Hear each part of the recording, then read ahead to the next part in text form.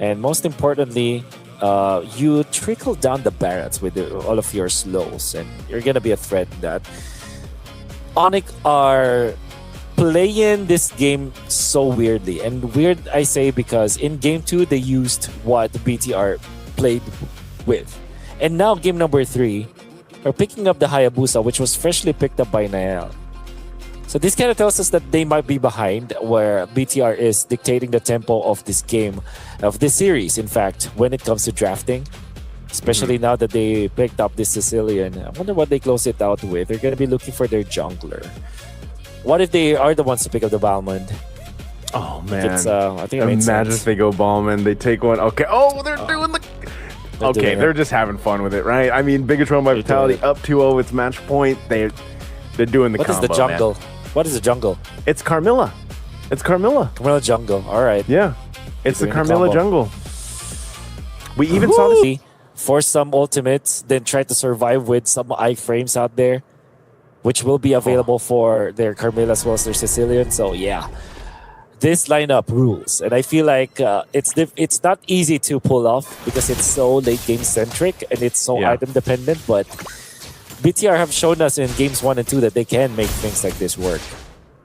Well, we're going to find out if this is going to work or not. Ladies and gentlemen, welcome. It's game 3 here, potentially the last one. Games of the Future 2026. Bigetron by Vitality is at match point against last year's champions, Onic.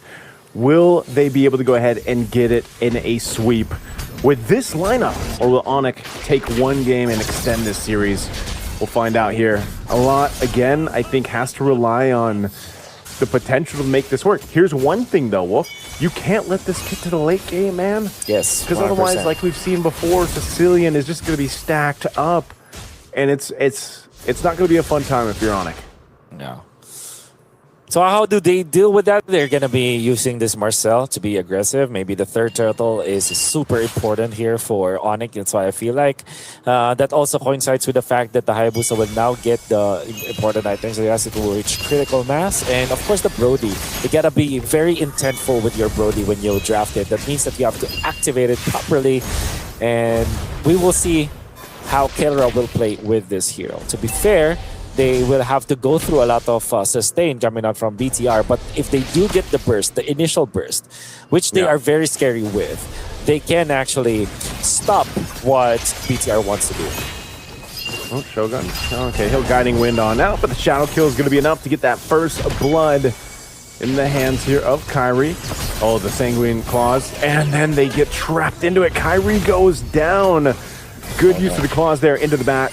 Impact. And now this turtle is up, but they'll just wait. They can go ahead and wait for Shogun to get back to this. Again, Broken Wall is going to keep that turtle there. There's a Feathered Airstrike coming down. Artillery. It's going to take out Nile now. Bigetron, do they just want to try to capitalize this on the turtle? They're going to go for it, and Sans will secure the turtle. But Moreno does fall, and now Bigetron trying to disengage from it. Oh. When everything fails, it's going to be Sans to save it. Look at that wonderful play coming out from Sans. Using this Farsa, of course, with the Feathered Airstrike at the last moment so that they can take out the Carmilla.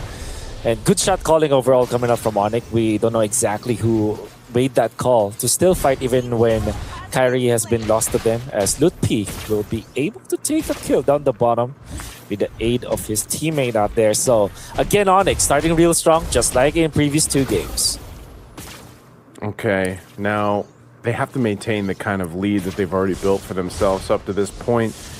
We'll see if they're able to do that. I think this is just a call for a readjustment that everyone's kind of needed.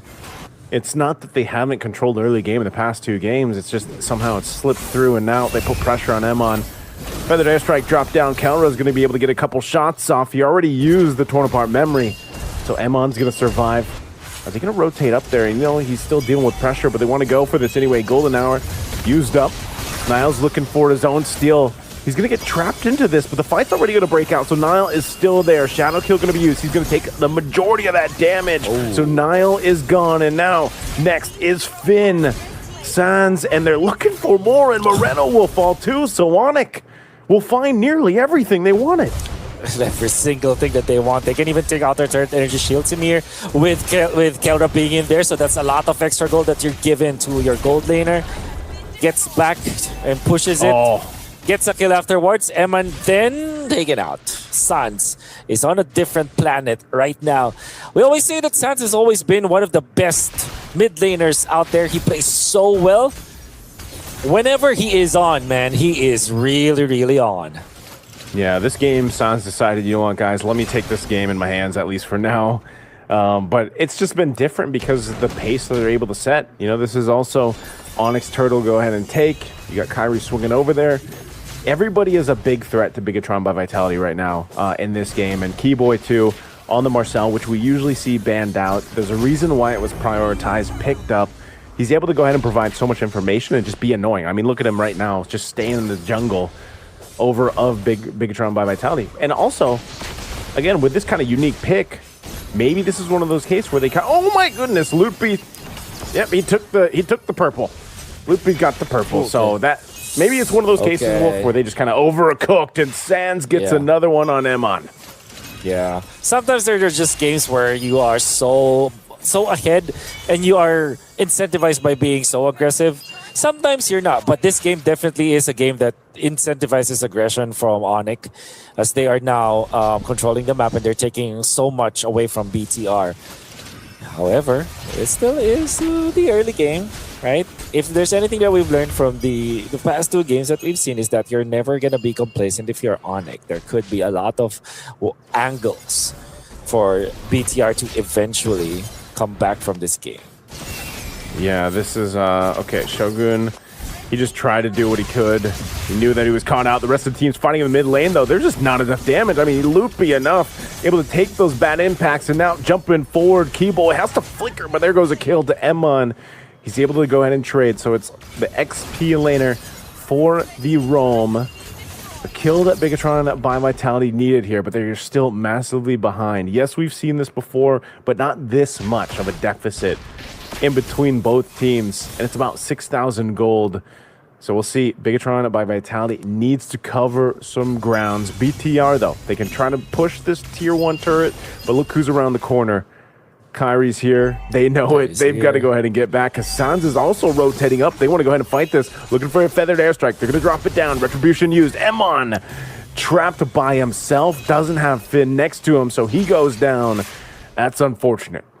No, unfortunate, but at the same time, Onic are now in a spot where they can control this turtle because of that. The push up top also, my comments as the Brody is there. As long as they see the Moreno Sicilian, they know that they can push. From the other side, of course. Yeah, this is one of those things where, 3 for 3 turtles go in the hands of Onic. Onic has ballooned the lead up a little bit further now, almost 8,000 gold. And it's this is why we were saying, it's a case of you just don't want to allow this to get to the late game. There's still potential that it can, but I mean, in this case, for Onic, it would look really bad if somehow this game got away from them. Just because you don't take this kind of lead, face against this kind of composition, and let that happen. There's just no way I can see that happening. This is one of those games, like you said, Wolf, where, it might be one of those instances where it's just go again, get us to the next one. Because right now it's just too much. And Onic, they got to wait for the Lord to come up, and there's still a minute and a half, so they're just going to go try to get the shield down here. Feathered airstrike being dropped down. They want to push this wave in, but they can't get the shield just yet. It'll be settling with this one for now, as they're slowly trickling down the resources of BTR. If they are oppressive this time with this Brody, I think they can easily take this game. And especially you cannot wait for when the Bat's impact coming up from Moreno is too much to handle and you're not able to push anymore. And you're going to be put in a game where it's finding Moreno all the time. Yeah.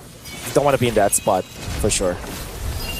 Yeah, they're going to put pressure here at Tier 1 and the base. Feathered airstrike dropped down. Emon in trouble, has to get away again, but Sans will burn him on down, able to take one. And now Golden Hour are going to be dropped, trapped in it, but turret goes down first, and they go back to the fountain to heal up.